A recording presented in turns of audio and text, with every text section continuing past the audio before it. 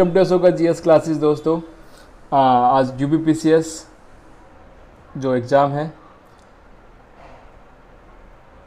2020 के लिए ये पूरी की पूरी सीरीज़ मैंने स्टार्ट की है। जितने भी 20 दिन तक हम हिस्ट्री पढ़ेंगे, आज चौथा दिन है। हिस्ट्री के जितने पीसीएस के एग्ज़ाम्स हैं, MP PCS, UP PCS, Bihar PCS, Rajasthan PCS, Uttarakhand PCS, सारे हिस्ट्री क्वेश्चन सेगमेंटल्स में आपको दे रहा हूँ विद डिटेल्स, आप देख पा रहे होंगे। तो पूरे का पूरे डिटेल्स के साथ ये आज ये 2009 यूपी पीसीएस का पेपर है। जितने भी हिस्ट्री क्वेश्चन आए थे सबको डिटेल वाइज हम देखेंगे। और करंट अफेयर के लिए लेक्चर सीरीज़ की आप यूट्यूब चैनल में जा सकते हैं मेरे, उसमें प्लेलिस्ट में current affair daily 20 current affair के क्वेश्चन होते हैं विद डिटेल्स। बहुत ही महत्वपूर्ण क्वेश्चन है, उन्हें जाके देखिए। चलिए आज की वीडियो शुरू करते हैं। तो पहला 2009 पीसीएस का पेपर है। पहला क्वेश्चन, अनेकतावाद निम्नलिखित में किस क्रोध सिद्धांत एवं दर्शन है? तो कौन सा? जैन मत, जैनिज्म। देख लेते हैं इसकी डिटेल्स के बारे में। अनेकतावाद कौन मानता है? जैन धर्म का क्रोध सिद्धांत है, ठीक है। शास्त्रीवादी बोलते हैं इसको। इसका प्रतिपादन प्राचीन दार्शनिक व्यवस्था का अमूल्य निधि मानी जाती है। इसके अनुसार प्रत्येक प्रकार का ज्ञान मति, श्रुति, अवधि, मन प्राय 7 स्वरूपों को व्यक्त किया जा सकता है, जो कि इस प्रकार है। इम्पोर्टेंट है, नहीं है और नहीं है, कहा नहीं जा सकता, है किंतु कहा नहीं जा सकता, नहीं और कहा जा सकता है, नहीं और कहा नहीं जा सकता।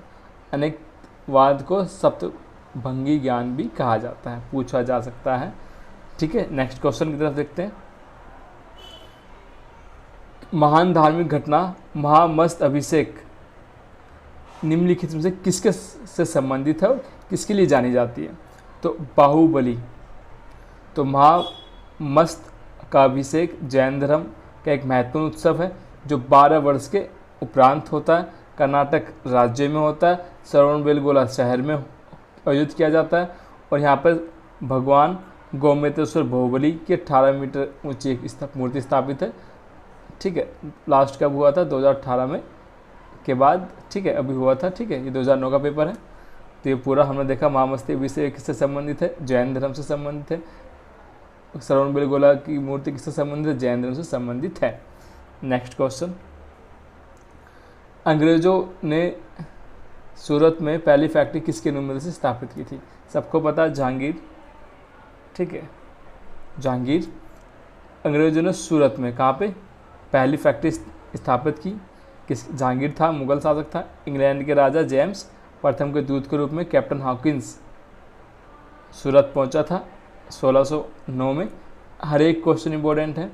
और सम्राट जहांगीर ने हॉकिंस को 400 का मनसब दिया, जागीरें दी, खान की उपाधि दी, अंग्रेजी खान की उपाधि दी, ठीक है। और 1613 में जहांगीर ने सूरत में फैक्ट्री स्थापित करने की अनुमति दे दी, 1613 में। इस तरह से सारी चीज़ें, और ठीक है, व्यापारिक फैक्ट्री स्थापित करने की अनुमति भी प्राप्त हो गई। समझ आया? अंग्रेज़ों ने पहली फैक्ट्री कहाँ स्थापित की? सूरत में।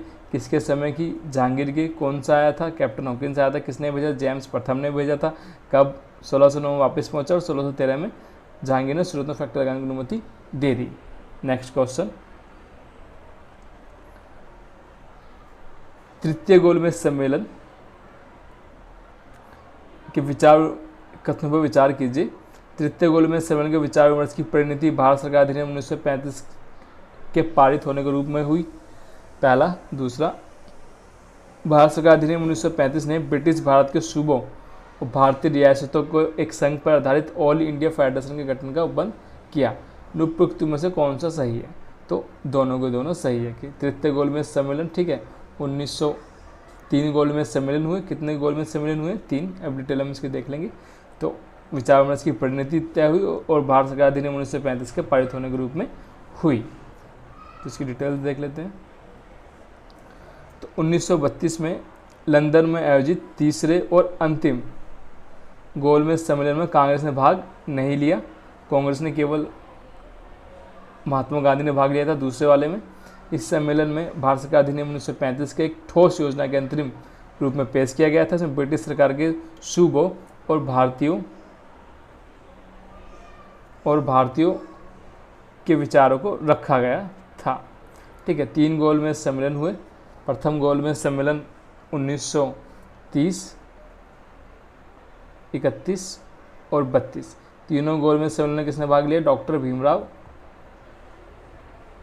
अंबेडकर ने।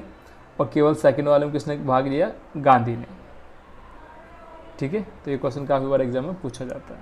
नेक्स्ट क्वेश्चन, डेविड हेयर और ये 2016 का जो यूपीएससी का पेपर सोल्व किया था तब भी हमने क्वेश्चन देखा। डेविड हेयर और अलेक्जेंडर डफ के साथ मिलकर निम्नलिखित में किसने कोलकाता में हिंदू कॉलेज की स्थापना की थी? राजा राममोहन राय। ठीक है, तो डेविड हेयर की मदद से वो अलेक्जेंडर डफ के साथ मिलकर राजा राममोहन ने कलकत्ता में हिंदू कॉलेज की स्थापना की थी। राजा राममोहन राय हिंदू कॉलेज की स्थापना समिति के अध्यक्ष भी थे। आगे चलकर हिंदू कॉलेज प्रेसिडेंसी कॉलेज के नाम से भी प्रसिद्ध हुआ। 1817 में ब्रिटिश सरकार ने हिंदी कॉलेज बनाने के लिए अनुदान दिया था, इसमें अंग्रेजी माध्यम शिक्षा दी जाती थी। और राजा राममोहन राय को राजा की उपाधि किसने दी थी? अकबर सेकंड ने। ठीक है, अकबर सेकंड ने राजा राममोहन राय की उपाधि दी थी। इन्होंने आत्मबोधनी सभा बनाई। उन्होंने ब्रह्मा समाज की स्थापना की थी 1728 में। ठीक है, नेक्स्ट क्वेश्चन, इसे थोड़ा टर्न कर लेते हैं हम। निम्नलिखित प्रधानमंत्री किसने भारत में क्रिप्स मिशन भेजा? तो विंस्टन चर्चिल। ब्रिटिश प्रधानमंत्री विंस्टन चर्चिल ने द्वितीय विश्व युद्ध में भारत की भागीदारी मदद मांगने के लिए मार्च 1942 में, ठीक है, कौन सा मिशन? Cripps mission. अपने मंत्रिमंडल के सदस्य क्रिस्टोफर क्रिप्स के नेतृत्व में, क्या नाम था पूरा, भेजा। और क्रिप्स ने एक प्रस्ताव पेश किया जिसके अनुसार, पूछ लेते हैं निम्न में कौन सा क्रिप्स मिशन में नहीं था या फिर था? तो पहला, युद्ध समाप्ति के बाद भारत को डोमिनेट स्टेट का दर्जा दे दिया जाएगा। क्रिप्स मिशन की बात कर रहे हैं हम। ठीक है, कब? 1942।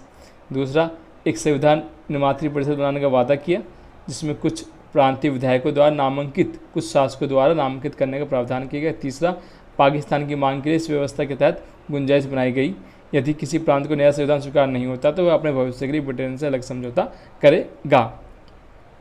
ये सारा प्रावधान युद्ध के पश्चात होना था क्योंकि द्वितीय विश्व युद्ध चल रहा था, तो इसलिए कांग्रेस, मुस्लिम लीग, हिंदू सभा, सिख तथा दलित जातियों ने भी क्रिप्स प्रस्ताव का विरोध किया।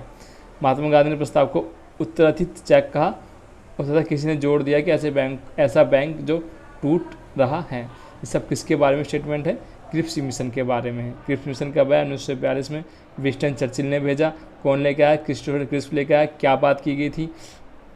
डोमिनेट स्टेट की बात की गई थी, नया संविधान बनाने की बात की गई थी। जो नया राज्य प्रांत चाहते हैं अपना नया संविधान बना सकते हैं, लेकिन किसी ने अस्वीकार कर दिया?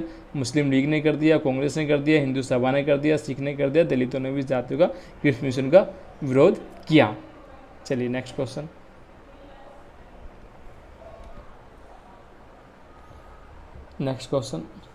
गोल्डन थ्रेशोल्ड का संबंध, गोल्डन थ्रेशोल्ड नामक कविता का रचयिता निम्नलिखित में से कौन है? तो सरोजनी नायडू। काफ़ी फेमस व्यक्तित्व है सरोजनी नायडू का। तो गोल्डन थ्रेशोल्ड कविता रचयिता सरोजनी नायडू। 13 वर्ष की आयु में lady with the lake, important है, लेडी विद द लेक इन्होंने लिखा, कविता लिखी शीर्षक से। 1925 में कांग्रेस के कानपुर अधिवेशन में अध्यक्ष चुना गया। पहली महिला कांग्रेस अध्यक्ष चुनी गई, ध्यान रखिए। देखिए, एनी बेसेंट पहली महिला कांग्रेस की अध्यक्ष 1917 कोलकाता अधिवेशन। ध्यान दीजिए, पहली महिला। अब पूछे पहली भारतीय महिला, ये तो पहली महिला, और पहली भारतीय महिला कौन थी? पहली भारतीय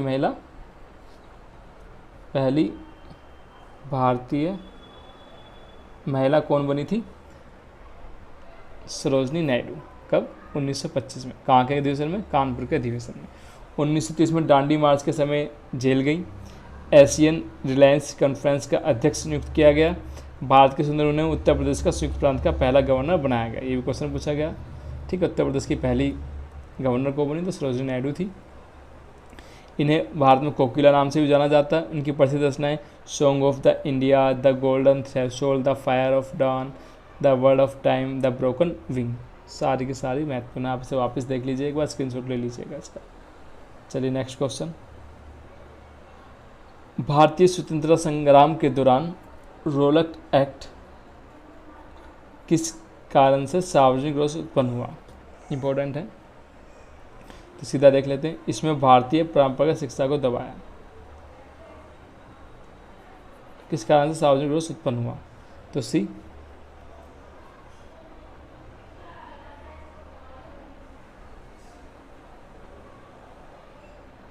इसका आंसर गलत है ये मेरे ख्याल से, क्योंकि इसका आंसर इन लोगों को बिना मुकदमा जेल में डालने के लिए था। सी होना चाहिए, इसका आंसर सी है। इसका आंसर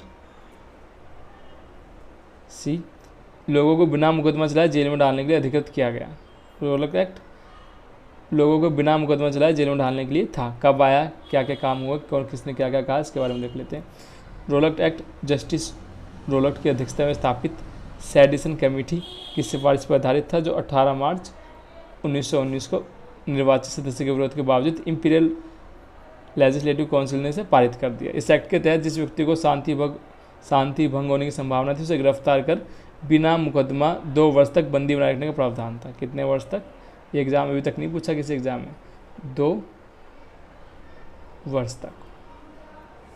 इस एक्ट का विरोध करने के लिए गांधी जी ने सत्याग्रह करने का निश्चय किया। अपने सत्याग्रह में गांधी जी ने 3 राजनीतिक संगठनों होम रूल, अखिल भारतीय समूह और सत्याग्रह सभा का सहयोग किया। याद रखिएगा, इसको पूछा जा सकता है किस किस का। होम रूल, इस्लामिक समूह और सत्याग्रह सभा का किया। किसके संबंधित हैं सारे के सारे? रोलक एक्ट के तहत। चलिए नेक्स्ट क्वेश्चन देखते हैं।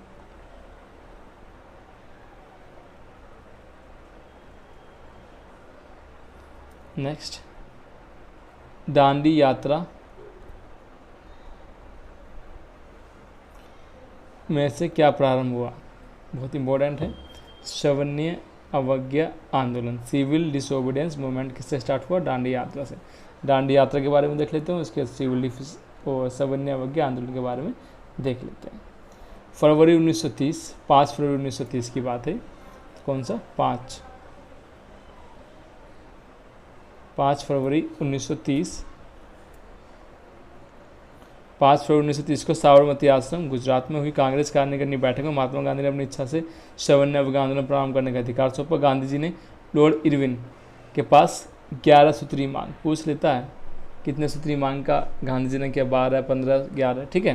तो 11 सूत्री मांग का प्रस्तुत किया। लॉर्ड इरविन ने इन मांगों पर कोई ध्यान नहीं दिया। गांधी जी ने नमक कानून तोड़ने का निर्णय किया और गांधी जी ने अपने कितने 78 चुने हुए अनुयायियों के साथ 12 मार्च 1930 को साबरमती आश्रम से अपनी दांडी यात्रा शुरू कर दी और 6 अप्रैल गांधी जी दांडी पहुंच गए। कभी स्टार्ट करी?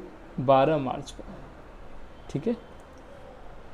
और कब पहुंच गए? 6 अप्रैल को गांधी जी पहुंच गए और 6 अप्रैल 1930 को एक मुट्ठी नमक हाथ में लेकर सवर्णीय अवज्ञा आंदोलन की स्टार्ट किया। और तमिलनाडु से कौन थे? सी राजगोपालचारी। तिरुचिरापल्ली से वेदर नारायण। सारे क्वेश्चन पीपी से पूछे जा चुके हैं मैथ द कॉलन में, ठीक है। तो तिरुचिरापल्ली से वेदरनम तक नमक की यात्रा की और 30 अप्रैल 1930 को गिरफ्तार कर लिया गया और मालाबार के कोलम पर ने कालीकट के पैनमार तक यात्रा की। उड़ीसा में किसने किया? गोपू बंधु चौधरी ने किया। बालासोर, कटक और पुरी में चलाया गया। पश्चिमोत्तर प्रांत में अब्दुल गफ्फार के नेतृत्व में मुसलमानों ने सवर्ण आंदोलन में महत्वपूर्ण भूमिका निभाई। विपिन चंद्रा का है ये, ठीक है। नेक्स्ट, करो मरो का नारा निम्नलिखित में किस आंदोलन के साथ जुड़ा हुआ है? सबको पता है, भारत छोड़ो आंदोलन 1942। डिटेल देख लेते हैं इसकी। तो भारत छोड़ो करो या मरो का नारा भारत छोड़ो आंदोलन से संबंधित है। इस आंदोलन को अगस्त क्रांति भी कहा जाता है। भारत छोड़ो आंदोलन भारतीय स्वतंत्रता आंदोलन की अंतिम महालड़ाई थी। 1942 में क्रिप्स मिशन की विफलता से स्पष्ट हो गया कि ब्रिटिश सरकार के युद्ध में भारत की अनुच्छेद साझेदारी को समाजवाद युद्ध घोषित कर तटस्थ रखने की बात करेगी। गांधी जी ने, छोड़ दीजिए इसको, 27 अप्रैल से 1 मई 1942 तक इलाहाबाद में चली कांग्रेस, छोड़ दीजिए इसको, नेहरू, अब्दुल कलाम आज़ाद आदि नेताओं ने इस प्रस्ताव का बहिष्कार कर दिया।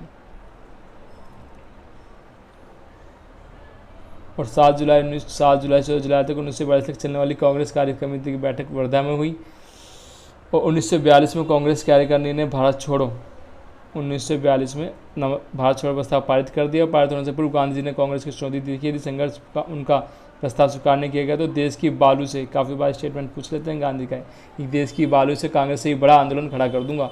अगले 7 अगस्त 1942 को अखिल भारतीय कांग्रेस कमेटी की बैठक ऐतिहासिक ग्वालियर टैंक में गांधी जी के प्रस्ताव को कांग्रेस कार्यकारिणी ने कुछ संशोधन के साथ 8 अगस्त को पास कर दिया और गांधी जी ने आज़ादी को अपना लक्ष्य घोषित कर दिया, करो मरो का नारा दिया। कब दिया? 8 अगस्त को 1942 को। और गांधी जी ने 8 अगस्त 1942 को आधी रात को गिरफ्तार कर लिया गया, कर पूना स्थित आगा खां प्रेस में नजरबंद कर दिया गया। कांग्रेस के अन्य शीर्ष नेताओं को भी गिरफ्तार कर लिया गया। नेक्स्ट, निम्नलिखित किसने अहमदाबाद टेक्सटाइल लेबर की स्थापना की थी? बहुत इंपॉर्टेंट क्वेश्चन है। तो महात्मा गांधी। टेक्सटाइल की स्थापना महात्मा गांधी ने कब की थी? 1920 में की थी। Next question, match the column करना है, चलिए करते हैं। अमृता शेरगिल ने किसके लिए जाना जाते हैं? अमृता शेरगिल क्या थे? चित्रकार। भीमसेन जोशी गायक, सबको पता है। रुक्मिणी देवी नर्तकी। सूर्यकांत त्रिपाठी निराला कवि। ठीक है, दो अमृता शेरगिल चित्रकार हैं, भीमसेन जोशी गायक हैं। आसान था ही करना। चलिए, व्यक्तिगत सत्याग्रह गांधी जी ने शुरू किया था। व्यक्तिगत सत्याग्रह में विनोबा भावे को प्रथम सत्याग्रह चुना था। सेकंड कौन सा था? सेकंड जवाहरलाल नेहरू थे। ठीक है, तो मार्च 1940 को कांग्रेस के रामगढ़, बहुत महत्वपूर्ण अधिवेशन हुआ कांग्रेस का रामगढ़। जैसे शोले फिल्म है रामगढ़ में, ऐसी रामगढ़ का अधिवेशन भी बहुत चला।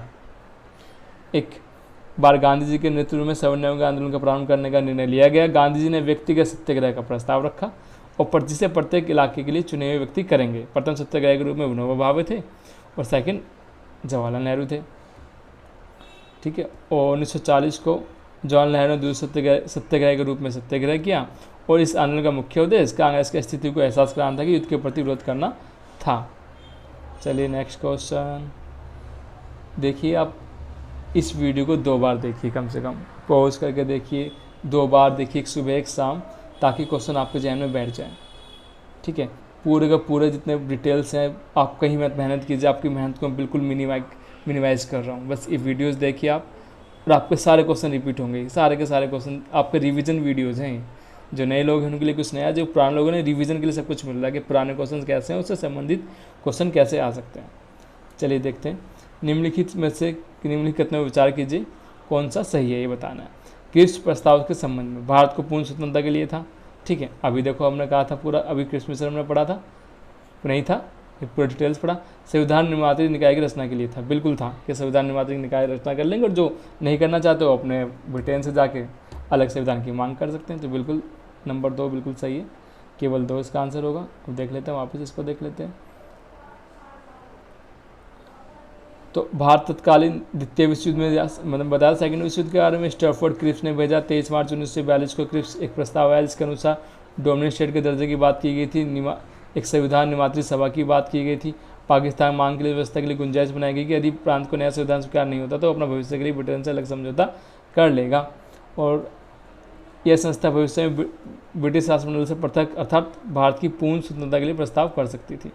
इसमें किसने इसका सहयोग नहीं किया? हिंदू महासभा ने, दलित जातियों ने, सिख ने, ठीक है, मुस्लिम लीग ने, किसने इसका प्रस्ताव का प्रयोग नहीं किया। स्वतंत्रता संग्राम के दौरान अरुणा आसफ अली किस भूमिगत क्रियाकलाप की प्रमुख महिला शासक थी? भारत छोड़ो, अभी हमने देखा था भारत छोड़ो आंदोलन जो 8 अगस्त 1942 से शुरू हुआ था। ठीक है, सबको पकड़ लिया था, जितने भी कांग्रेस के बड़े ने सबको जेल में डाल दिया। अरुणा आसफ अली ने किस भूमिका निभाई? रेडियो से। तो अरुणा आसफ अली प्रसिद्ध स्वतंत्रता सेनानी थी। जो अरुणा आसफ अली भारत छोड़ो आंदोलन से जुड़ी हुई थी, क्रियाकलाप किया और महिला संगठन थी। 1942 में भारत छोड़ो आंदोलन के दौरान बॉम्बे के ग्वालियर मैदान में कांग्रेस का झंडा फहराने के लिए हमेशा याद किया जाता है। चलिए, ये सारे के सारे क्वेश्चंस थे जो यूपीपीसीएस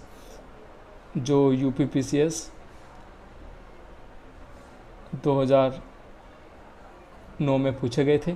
इस वीडियो को 2 बार देखिए और वीडियो को अधिक से लाइक कीजिए और चैनल सब्सक्राइब कीजिए ताकि मैं और अच्छी वीडियो आपके सामने लेके आ सकूं। Thank you so much.